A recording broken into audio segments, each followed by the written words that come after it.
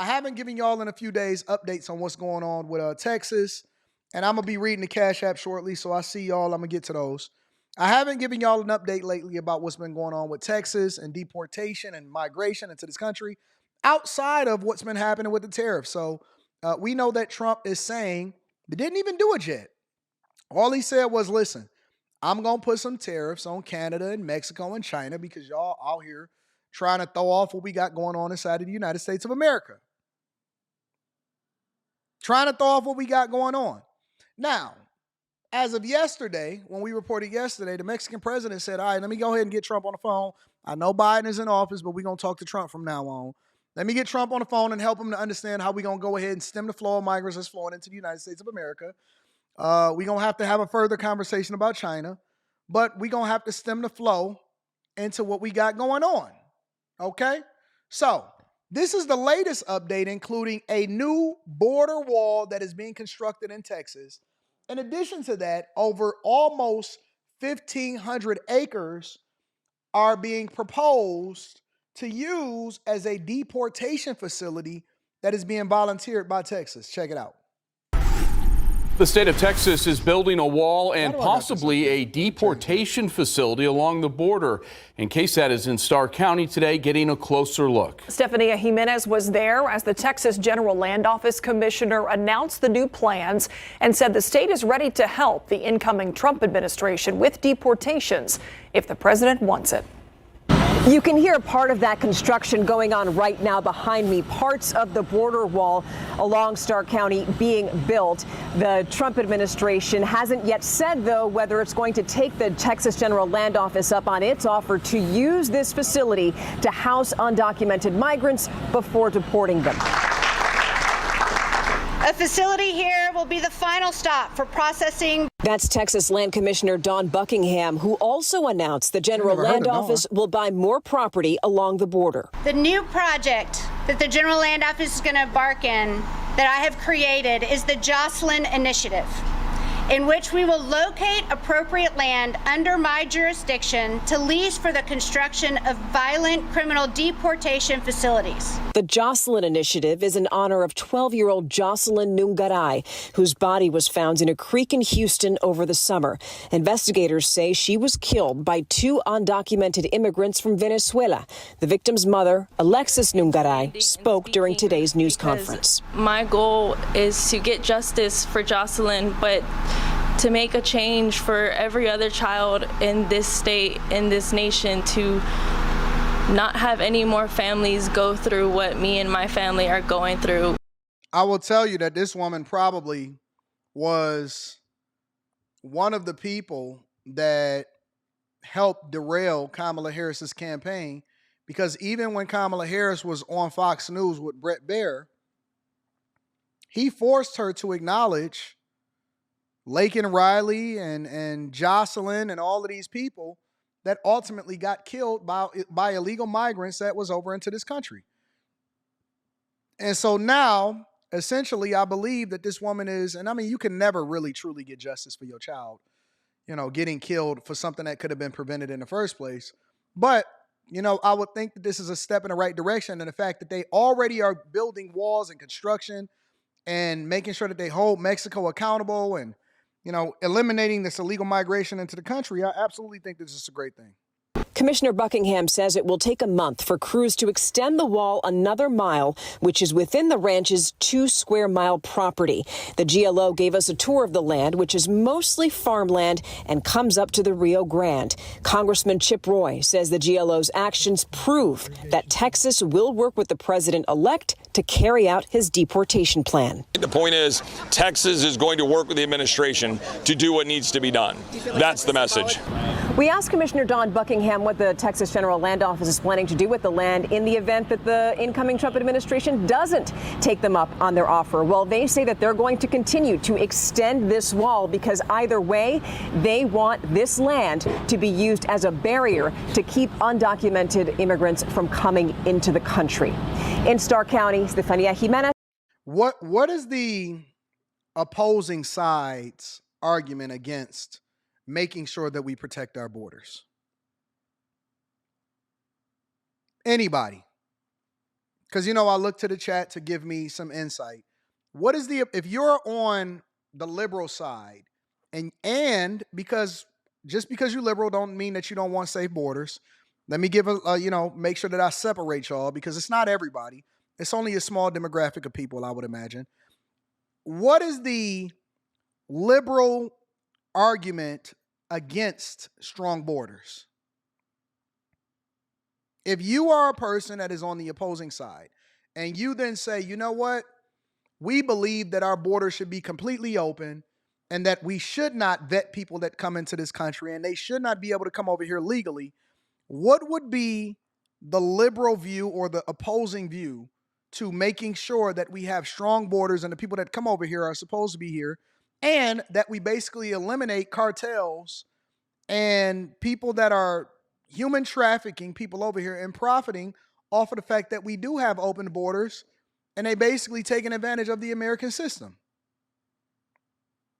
Okay, so for example, Journey Under the Sun says they think immigrants are good for jobs. Cool. I have no problem with that. But why can't they come over here legally? And what does that have to do with coming over here illegally? Let's say, for example, that they are good for jobs, or in Keyshawn White's conversation, he said cheap labor. So does that mean that you should not be vetted and that anybody should just be able to come over here anytime that they want to? Because it still doesn't support the argument. You still should have to come over here legally. If you are saying that they are filling these positions and these jobs that ultimately most Americans don't want to do, okay, so let's take that at face value, because I don't 100% agree with that anyway. But let's take that at face value. Does that still mean that you should not be able to come over here legally, and that you shouldn't go through the process of being vetted to make sure that we're not letting criminals inside of the United States of America?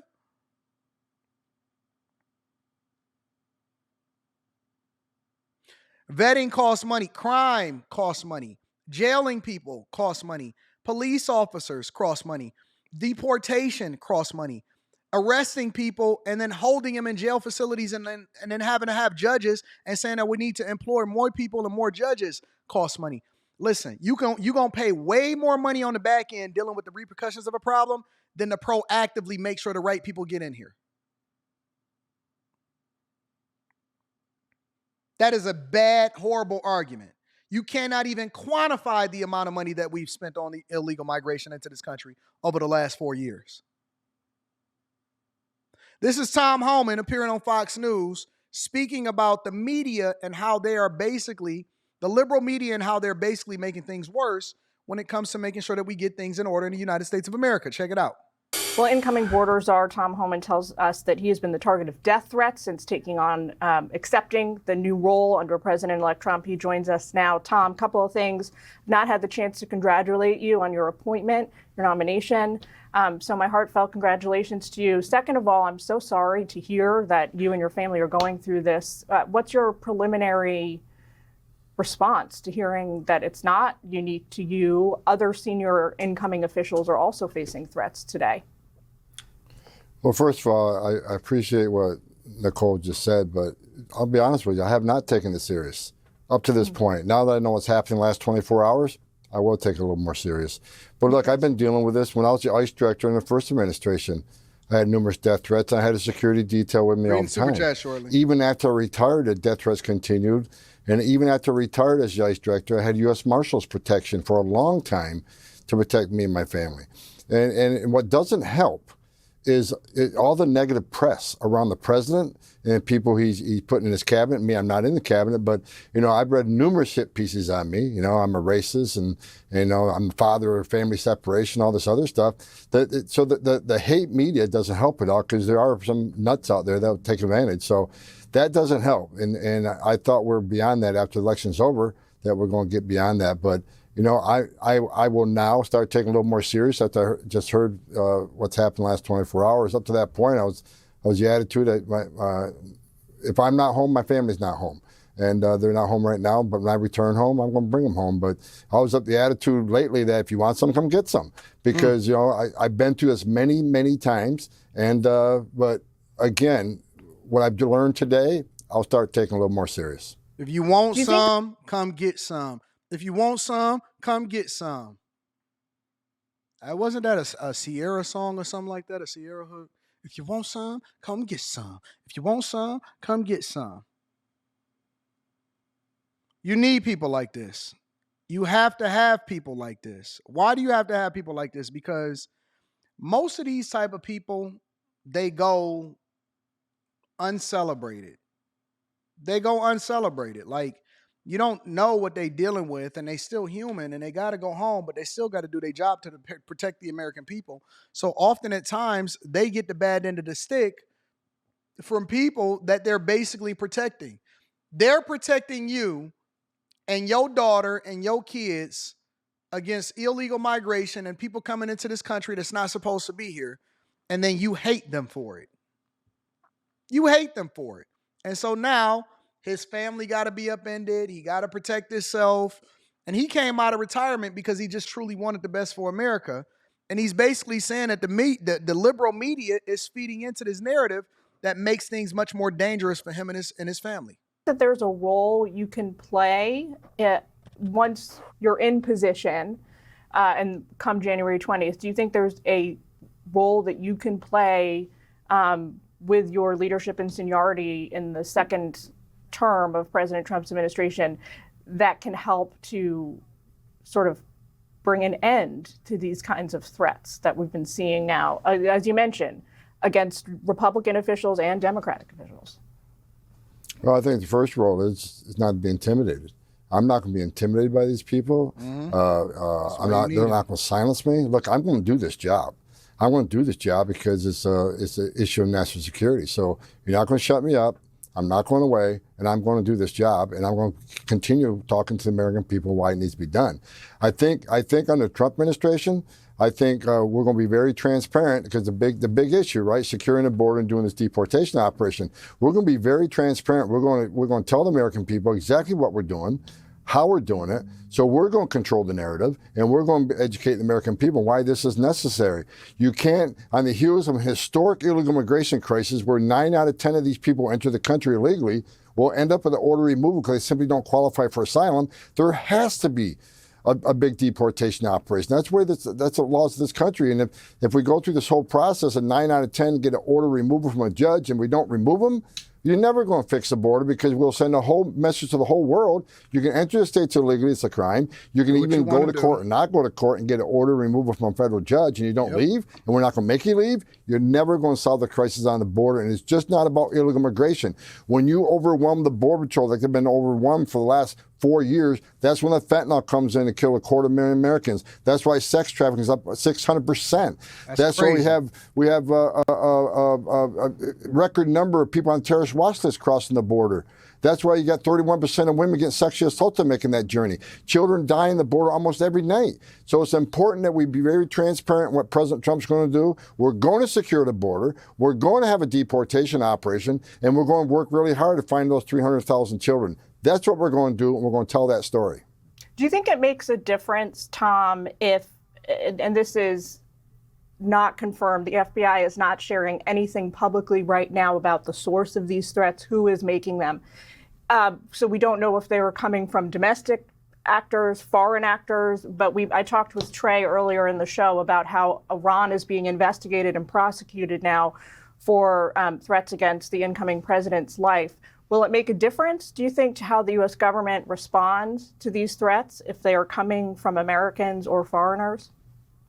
Oh, absolutely. I think that's our duty. I think we need to do that. I haven't received this level of threats in the last few days myself. So I'm shocked at what happened in the last 24 hours. Again, I haven't received that level of threat, but I think the government, if they find out it's coming from a foreign nation, of course we got to respond to them. This isn't acceptable for Republican or Democrat. I mean, no one that serves their country should be under threat. I mean, this is the second time I come back from retirement because I'm a border guy. The border's out of control. This is the biggest national security threat in our nation's history. So the president asked me to serve. I'm going to serve with pride and dignity. So I think we need to have a strong response once they find out who's behind all this. Absolutely, it's illegal to threaten someone's life, and we need to follow through with that. And they should be jailed. They should be held accountable. They should be jailed. They should be prosecuted to the fullest extent of the law.